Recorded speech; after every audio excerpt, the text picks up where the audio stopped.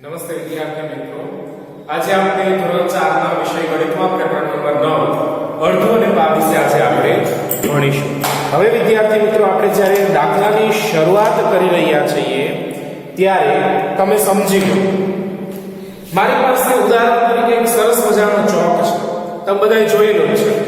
હવે આ ચોક કેવો છે? આખો ચોક છે, પૂર્ણ ચોક છે, અધૂરો ચોક નથી, આ પૂર્ણ છે ચોક. બરાબર. હવે આ ચોકને હું વચ્ચેથી તોડી નાખું. બરાબર. તો તમે જુઓ, એક જ ચોક મેં શું કર્યું તો કે ભાઈ એક ચોકના બે સરખા ભાગ કર્યા. એક ચોકના બે સરખા ભાગ કર્યા. તમે જોઈ લો, પૂર્ણ હતો આ ચોક, આવી રીતે હતો ત્યારે આ ચોક કેવો હતો? પૂર્ણ હતો. હવે આ ચોક કેવો થઈ ગયો? અપૂર્ણ છે. આ ચોક પૂર્ણ નથી. પૂર્ણ એટલે આખું. આ પૂર્ણ ચોક હતો, હવે એના બે ભાગ કરી કાઢ્યા તો હું એવું કહીશ કે આ ચોક પૂર્ણ છે નહીં, આ અપૂર્ણ ચોક છે, અડધો ચોક છે. બરાબર. તો અડધું અને 5 જે છે એમાં આ જ શીખવાનું છે, અપૂર્ણ. કેવી સંખ્યાઓ ભણવાની છે આજે આપણે? અપૂર્ણાંક. પૂર્ણાંક સંખ્યાઓ, જ્યારે સંખ્યાઓ પૂર્ણ થાય છે, બરાબર, અને આ જે સંખ્યાઓ છે અપૂર્ણાંક સંખ્યાઓ છે, જે સંખ્યાઓ પૂર્ણ નથી, અધૂરી છે, એવી સંખ્યાઓની આપણે આજે ગાણિતિક પ્રક્રિયાઓ કરી અને આપણે ગણતરીઓ શીખવાની છે. તો પહેલા મેં તમને સમજાવ્યું એમ કે આખો ચોક હતો, એમાંથી મેં બે સરખા ભાગ કર્યા તો અડધું થઈ ગયું. તો તમે જો પ્રકરણનું નામ છે અડધું, તો આ અડધું. હવે પા એટલે શું? તો કે અડધાનું અડધું. આ અડધો ચોક થયો, એનું પાછું અડધું કરું તો એમાંનો આ એક ભાગ છે એ આખા ચોકનો પા ભાગ છે. મતલબ કે બે પા ભાગ ભેગા થાય ત્યારે એક અડધો ચોક બને છે, અને બે અડધા ચોક ભેગા થાય ત્યારે એક આખો ચોક બને છે. તો આ હતું અડધું અને પાની સમજૂતી. હવે આપણે જે છે એની આપણે થોડી વ્યાખ્યાઓ સમજી લઈએ, જે તમારી પાઠ્યપુસ્તકમાં લખવાની છે. બરાબર. અને એની સમજૂતી લઈ લઈએ.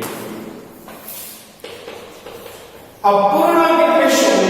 તો કે ભાઈ અપૂર્ણાંક એટલે કે અંશ અને છેદ. અંશ અને છેદના સ્વરૂપમાં જે સંખ્યાઓ તમને લખીને આપવામાં આવે છે એવી સંખ્યાઓને અપૂર્ણાંક સંખ્યાઓ કહે છે. ઉદાહરણ તરીકે 1/2. તો આ શું છે? અપૂર્ણાંક સંખ્યાઓ છે, જેમાં ઉપરની સંખ્યા છે એને અંશ કહેવાય છે અને નીચેની સંખ્યા છે એને છેદ કહે છે. ઉપરની સંખ્યા છે એને અંશ કહે છે, નીચેની સંખ્યાને છેદ કહે છે. બરાબર. આ અંશ અને છેદના સ્વરૂપમાં જે સંખ્યાઓ તમને આપવામાં આવે છે તેવી સંખ્યાઓને અપૂર્ણાંક સંખ્યાઓ કહે છે. આનો અર્થ શું થાય? બે માંથી એક સંખ્યા એટલે કે કોઈ એક ભાગ છે એના બે સરખા ભાગ કરો, એમાંથી એક ભાગ જે છે ટોટલ બે ભાગ, આ બે છે શું સૂચવે છે? બે ભાગ સૂચવે છે કોઈ એક વસ્તુના, અને એક છે શું સૂચવે છે? એમાંનો એક ભાગ જે છે ઉપયોગમાં લેવાયેલો છે. હવે આની આપણે વ્યાખ્યાઓ સમજી લઈએ. અંશ અને છેદના સ્વરૂપમાં દર્શાવેલી સંખ્યાઓને અપૂર્ણાંક સંખ્યા કહે છે. અંશ અને છેદના સ્વરૂપમાં જે સંખ્યાઓ તમને દર્શાવવામાં આવે છે, આપવામાં આવે છે, તેને અપૂર્ણાંક સંખ્યાઓ કહે છે. ખાસ યાદ રાખજો,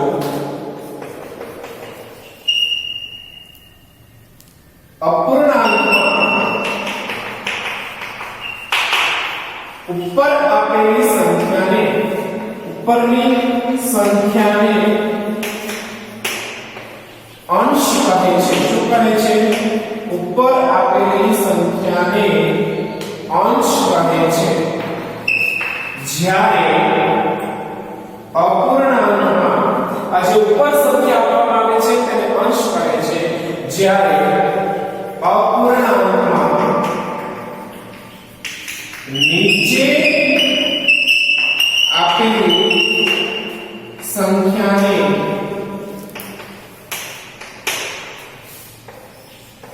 છેદ કહે છે. નીચે જે સંખ્યા આપવામાં આવી છે તેને શું કહે છે? છેદ કહે છે. ઉપર આપેલી સંખ્યાને અંશ કહે છે, નીચે આપેલી સંખ્યાને છેદ કહે છે. આ અંશ અને છેદના સ્વરૂપમાં જે સંખ્યા બતાવવામાં આવે છે તેને આપણે શું કહીએ છીએ? અપૂર્ણાંક કહીએ છીએ. એક આગળનો નિયમ તમને કહી દઉં. મોટા ભાગે અંશ કરતા છેદ મોટો હોય છે. ઇમારતનો પાયો કેવો હોય? મજબૂત હોય. એમ અંશ અને છેદમાં નીચેનો જે છેદ છે ને એ મોટા ભાગે મોટો જ હોય છે. છેદ કેવો હોય છે? મોટી સંખ્યા બતાવવામાં આવી છે. ઉદાહરણ તરીકે 1 ના છેદમાં 2, 4 ના છેદમાં 5, 6 ના છેદમાં 8. તો તમે જો છેદ છે કેવો છે? મોટો છે. અંશ છે કેવો છે? નાનો છે. પરંતુ કોઈ વાર એવી બનશે કે છેદ નાનો હોય અને અંશ મોટો હોય, તો એવી જે સંખ્યાઓ હોય છે એને અશુદ્ધ અપૂર્ણાંક કહે છે. ઉદાહરણ તરીકે હું તમને કહું કે 5 ના છેદમાં 4. તો આ જે અપૂર્ણાંક છે એ અપૂર્ણાંક કેવો છે? અશુદ્ધ અપૂર્ણાંક છે. શુદ્ધ અપૂર્ણાંક નથી. પરંતુ જ્યારે આવી સંખ્યા આપવામાં આવે ત્યારે આની ઉપર અમુક ગાણિતિક પ્રક્રિયાઓ કરી અને એને આપણે મિશ્ર સંખ્યામાં ફેરવવું પડે છે. પરંતુ એ જે સમજૂતી છે કે તમારે ધોરણ 5 માં શીખવાની આવશે. અત્યારે આપણે એ તરફ ધ્યાન દઈશું નહીં. અત્યારે માત્ર સમજી લઈશું કે અપૂર્ણાંક શું છે. તો કે અપૂર્ણાંક એટલે અંશ અને છેદના સ્વરૂપમાં આપેલી સંખ્યા અપૂર્ણાંક છે. ઉપરની સંખ્યાને અંશ કહે છે, નીચેની સંખ્યાને છેદ કહે છે. અંશ કરતા છેદ મોટા ભાગે મોટો જ હોય છે. હવે અહીં તમે જો મેં સંખ્યા તમને બતાવેલી છે એમાં તમે મને કહો 4 શું દર્શાવે છે? તો કે 4 છે એ અંશ દર્શાવે છે. શું દર્શાવે છે? અને 5 છે એ છેદ દર્શાવે છે. શું દર્શાવે છે? છેદ. એ જ રીતે 6 છે એ અંશ દર્શાવે છે અને 8 છે એ છેદ દર્શાવે છે. બરાબર? 4 અંશ, 1 અંશ, 6 અંશ, 2 છેદ, 5 છેદ, 8 છેદ. તો આ તમને સમજાણું હશે. આના આધારે તમારે બાકી નોટમાં લખી લેવાની છે, નોંધ કરી લેવાની છે અને આના આધારે હું પીડીએફમાં આવા અંશ અને છેદ બનાવીને મૂકીશ. સામે તમારે અંશ કયો છે, છેદ કયો છે એ તમારે લખીને જવાબ લખવાના રહેશે. તો હવે આપણે જોઈએ આગળ. મેં તમને મારી જાતે એક મહાવરો બનાવીને આપ્યો છે. એનાથી તમને અંશ કોને કહેવાય અને છેદ કોને કહેવાય એ એકદમ મગજમાં ફિટ થઈને બેસી જશે. પરંતુ એ મહાવરો ઘરે તમારે લખવાનો છે, તમારી બાકી નોટમાં.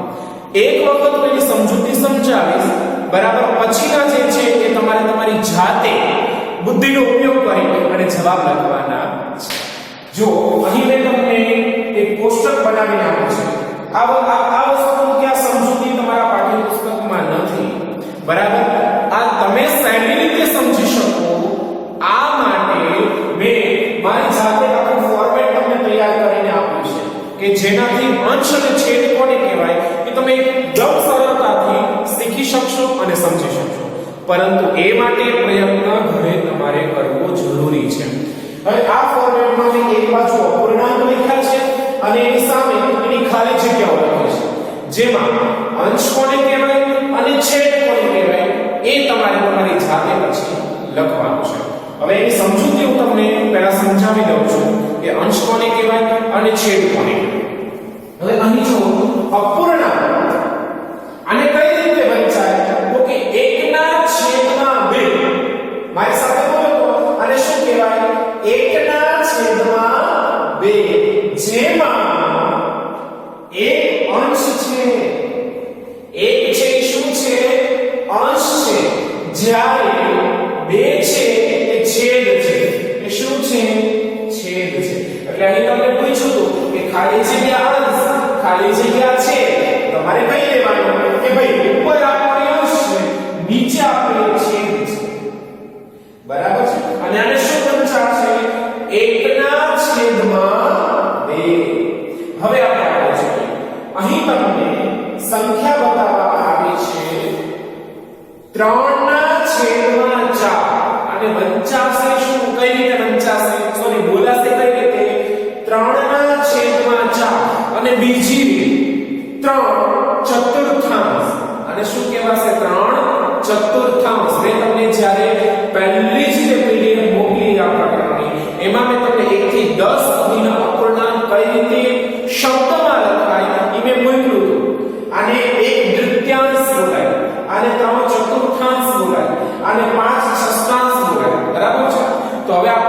જોઈએ અને વંચાશે કઈ રીતે 3/4 એવું પણ તમે એને કહી શકો છો.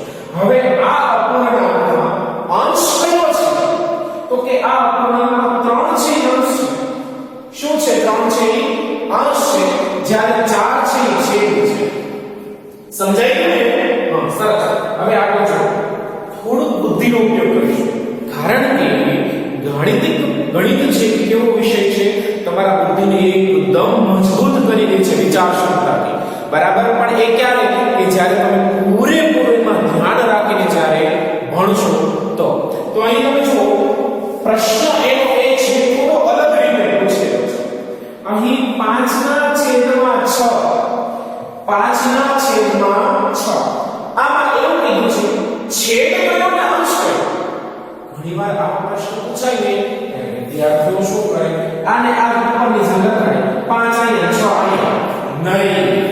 તમે વ્યવસ્થિત ખાલી જગ્યા કે રકમ વાંચો. પહેલા છેદ માંગ્યો છે, આમાંથી છેદ કયો છે? તો કે 6 છે એ છેદ છે અને અંશ અહીંયા આવ્યો છે તો 5 છે એ અંશ છે. બરાબર? હવે આગળ જોઈએ, રકમ પાછી બદલાય છે.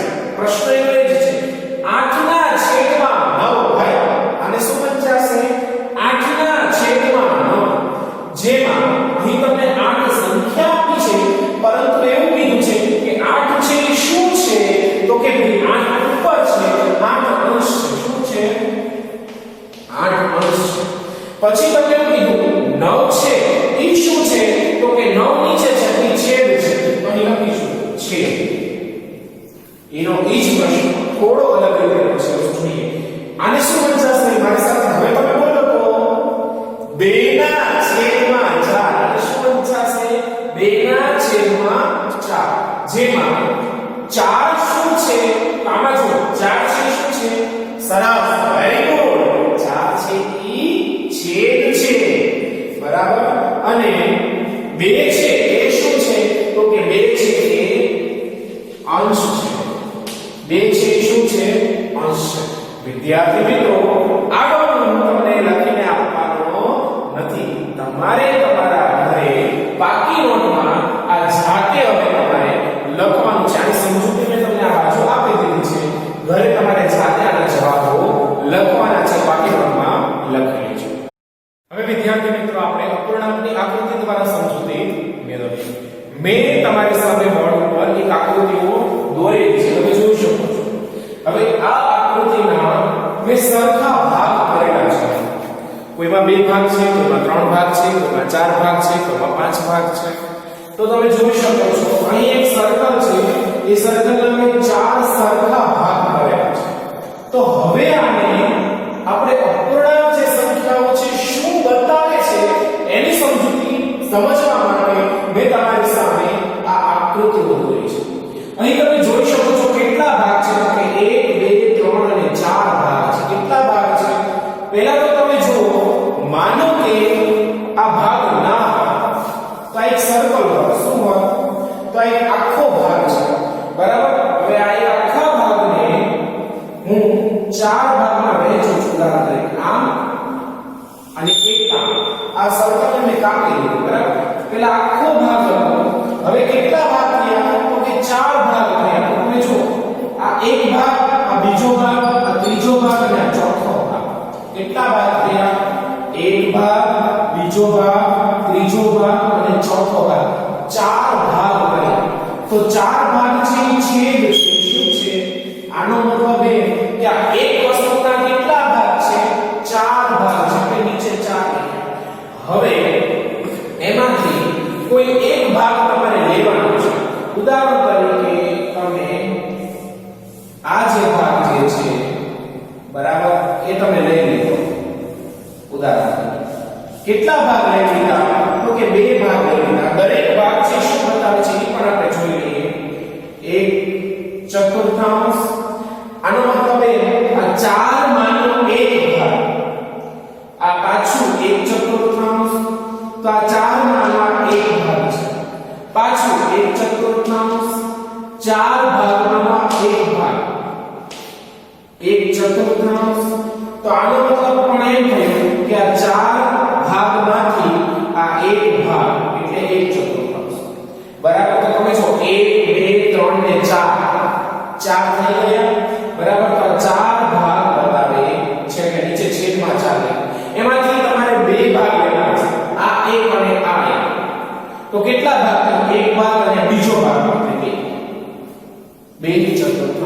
જેમાં 2 છે એ શું છે અંશ અને 4 છે એ છે છેદ.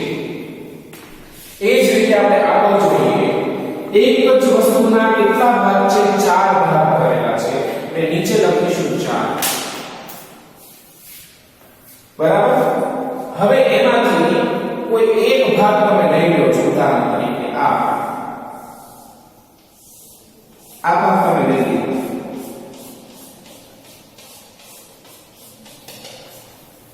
બરાબર છે. તો તમે જો 4 માંથી એક ભાગ લઈ લીધો એટલે ઉપર એક આ અંશ અને આ છેદ અંશ અને છેદ છે. બરાબર છે. હવે એ જ રીતે આપણે આગળ જોઈએ અહીં એક આકૃતિ આપેલી છે એના એક જ આકૃતિના કેટલા ભાગ કર્યા છે 2 ભાગ કર્યા છે એટલે અહીં આપણે લખીશું નીચે 2.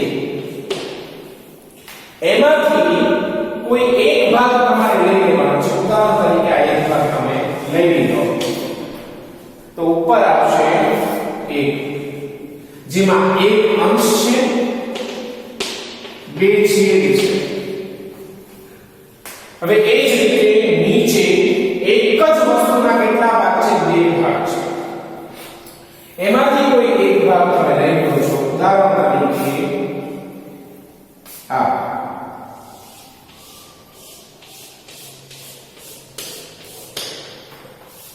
બરાબર. તો આને કઈ રીતે લખાશે તો કે 2 ભાગ હોવાથી નીચે 2 અને ઉપર એક ભાગ તમે લઈ લીધો છે તો કે આ અંશ અને આ છેદ છે. બરાબર. હવે એ જ રીતે હું તમને એવું કહું કે આ બળ છે. બરાબર. હવે એના કેટલા ભાગ છે તો કે 2 ભાગ છે એમાંથી એક ભાગ તમે કાપી દો છો. એક ભાગ તમે બોલનો એક ભાગ તમે કાપી લીધો છે તો એમાંથી એક ભાગ ઉપર. બરાબર. એ જ રીતે આ એક સોલાર પેનલ છે. બરાબર. એના કેટલા ભાગ છે 3 ભાગ છે તો હવે એમાંથી તમે કોઈ એક જ ભાગ લઈ લો છો. માનો કે વચ્ચેનો એક ભાગ તમે લઈ લીધો તો પહેલા જો કુલ ભાગ નીચે આવશે 1 2 3 એટલે 3 ભાગ નીચે એમાંથી એક ભાગ તમે લઈ લો છો એટલે એક ઉપર. બરાબર છે. હવે એ જ રીતે આ જે છે તમારે ઘરે લખવાનું છે. આ હું તમને ખાલી સમજાવી દઉં છું. આ બંનેના જવાબ તમારે ચલો હું લખાવી દઉં છું તમે ઘરે દોરી અને લખી લેજો. આ એક જ ટીપ છે ટીપ. ટીપના 2 સરખા ભાગને લઈ લો. બરાબર છે. અને એમાંથી એક ભાગ તમે રાખો છો તો તમે જો ટીપના કેટલા ભાગ તમે 2 છેદમાં આવશે. એક ભાગ તમે લઈ લીધો એટલે એક ઉપર આવશે તો એક અંશ અને 2 છેદ. એ તમારી જાતે લખવાનું. અંશ અને છેદ શું છે તમારે જાતે લખવાનું છે.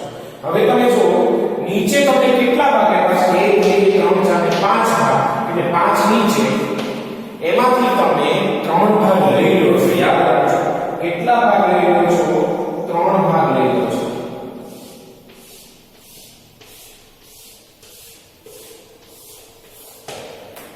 એટલે 3 ભાગ. તો વિદ્યાર્થી મિત્રો આ તમારી પાઠ્યક્રમમાં લખી લેવાનું છે.